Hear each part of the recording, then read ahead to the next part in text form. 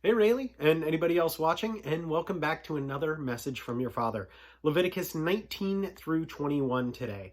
So we've been looking at the moral, civic, and ceremonial laws as they've been kind of listed throughout the Old Testament. So we're going to be looking at more of that today.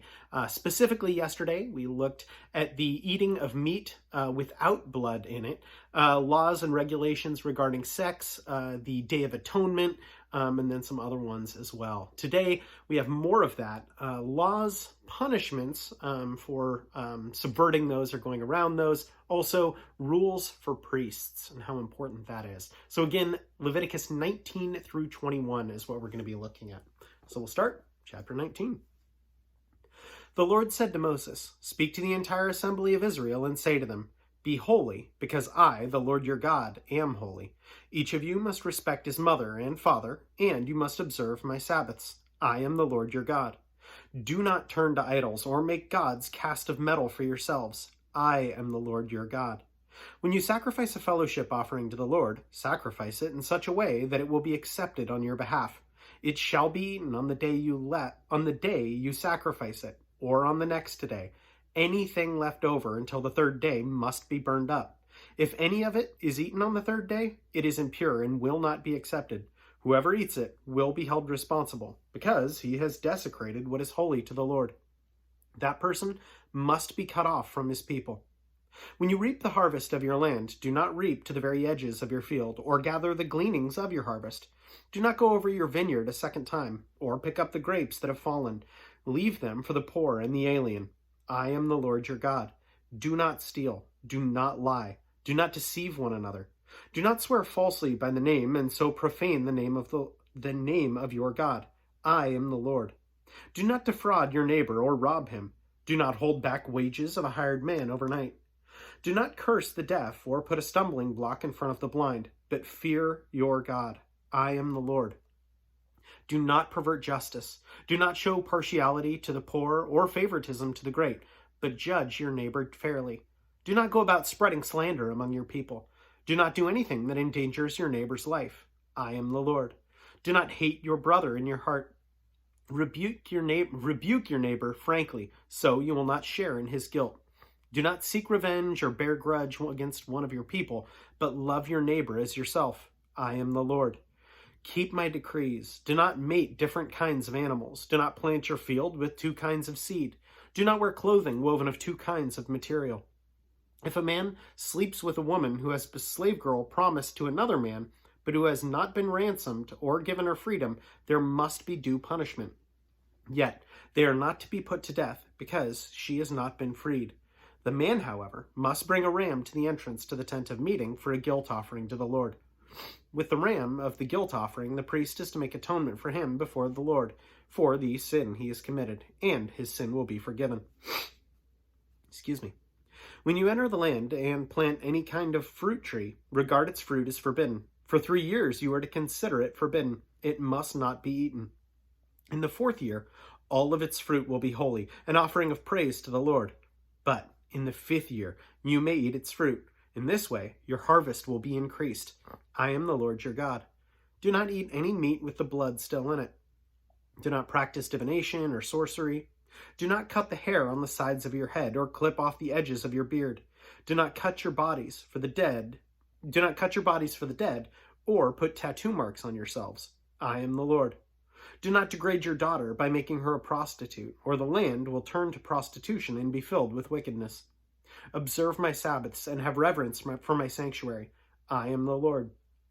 Do not turn to mediums or seek out spiritists, for you will be defiled by them. I am the Lord your God. Rise in the presence of the aged, show respect for the elderly, and revere your God. I am the Lord. When an alien lives with you in your land, do not mistreat him.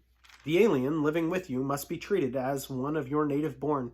Love him as yourself, for you were aliens in Egypt. I am the Lord your God. Do not use dishonest standards when measuring length, weight, or quantity. Use honest scales and honest weights, an honest ephah and an honest hin. I am the Lord your God who brought you out of Egypt. Keep all my decrees and all my laws and follow them. I am the Lord. Chapter 20. The Lord said to Moses, Say to the Israelites, any Israelite or alien living in Israel who gives any of his children to Molech must be put to death. The people of the community are to stone him. I will set my face against that man, and I will cut him off from his people. For, by giving his children to Molech, he has defiled my sanctuary and profaned my holy name.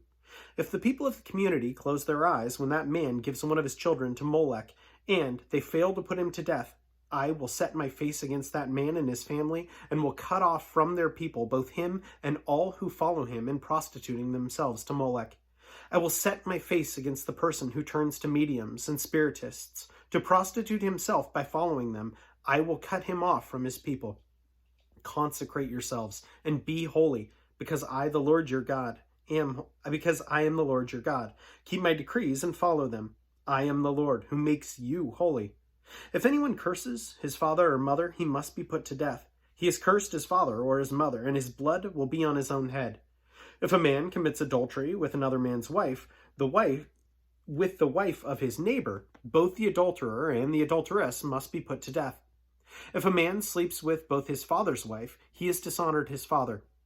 Both the man and the woman must be put to death. Their blood will be on their own heads.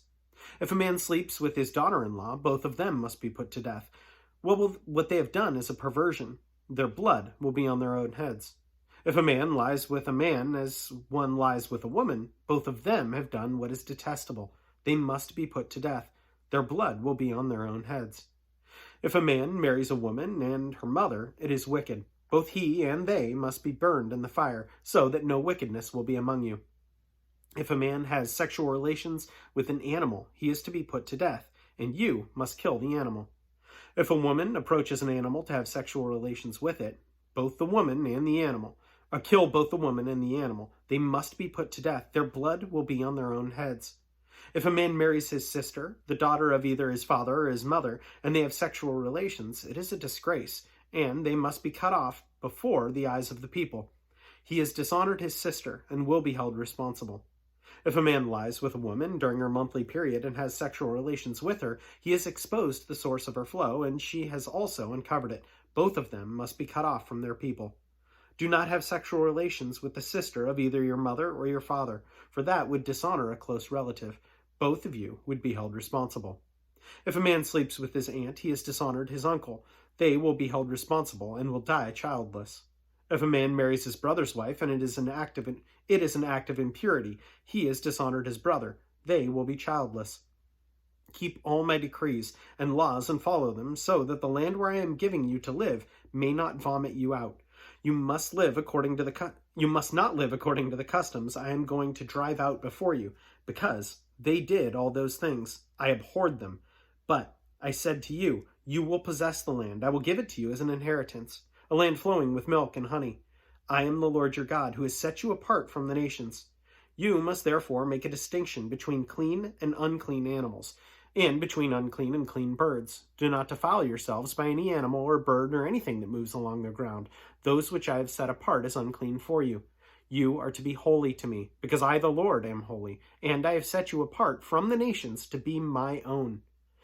A man or a woman who is a medium or a spiritist among you must be put to death. You are to stone them. Their blood will be on their own heads.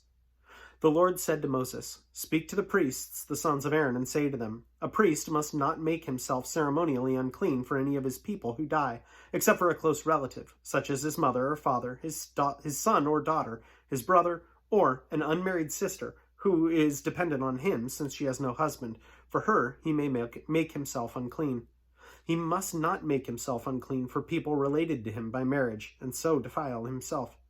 Priests must not shave their heads or shave off the edges of their beards or cut their bodies. They must be holy to their God and must not profane the name of their God. Because they present the offerings made to the Lord by fire, the food of their God, they are to be holy.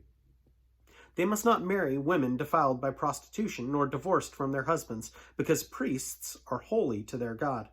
Regard them as holy, because they offer up food of your God.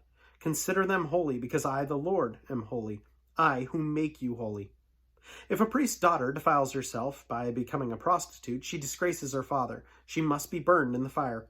The high priest, though one among his brothers, who has had the anointing oil poured on his head, and who has been ordained to wear the priestly garments, must not let his hair become unkempt or tear his clothes. He must not enter a place where there is a dead body. He must not make himself unclean, even for his father or mother, nor leave the sanctuary of his God or desecrate it, because he has been dedicated by the anointing oil of his God. I am the Lord.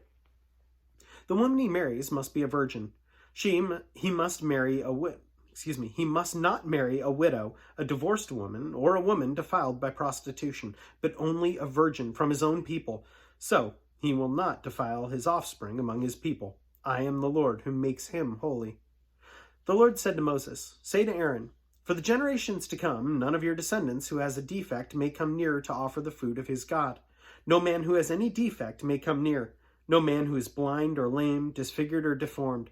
No man with a crippled foot or hand, or who has a hunchback or is dwarfed, or who has any eye defect, or who has a festering or running sores or damaged testicles. No descendant of Aaron the priest who has any defect is to come near to present the offerings made to the Lord by fire.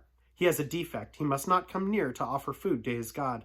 He must eat the most holy food of his God, as well as the holy food. Yet, because of his defect, he must not go near the curtain or approach the altar, and so desecrate my sanctuary. I am the Lord who makes him holy. So Moses told this to Aaron and his sons and to all the Israelites. So looking at this, again, I think we can see that there's some stuff which seems a little odd to us. But it's so important to recognize that these are God's regulations for his people at this time. So again, we're looking at things through a societal lens as well as a chosen people, holy by God. So it's important to have that lens as well. Now, when looking at this, a couple of things that I thought were interesting. We no longer live by the Old Testament civil or ceremonial laws. And we don't live by those laws because we live through someone who's greater. So Jesus being the fulfillment of that law is why we no longer live by those. And that's huge. That is no small thing. However, while that may cause us to celebrate, and that's a very good thing that we don't have to go around killing rams and sheep, it's also very, very, very important to recognize the cost. So it's very much reason to celebrate, but I was struck with Romans 1 and 2, 6, 1 and 2, which are a good caveat to this. So remember, we have died to Christ, so we don't have to worry about those laws. But 6, 1 and 2 says, what shall we say then? Shall we go on sinning so that grace may increase? By no means. We died to sin. How can we live in it any longer? So again, we are under Jesus. So very important to recognize that. But that does not give us license to sin. So we are not bound by all these Old Testament ceremonial, ritualistic laws anymore. We're bound by something greater. And that our love should be reflective of that. And our lives should be reflective of that. Anyway, really, that is my my prayer for you today. To know that you are so loved that you are not bound by any of these Old Testament laws, but that your life can be a reflection of this new standard, this new covenant that we live under. Anyway, know that I love you and I'm praying for you. Anyone else, I'm so thankful that you've joined as well. And we will plan on seeing you tomorrow. Have a good one.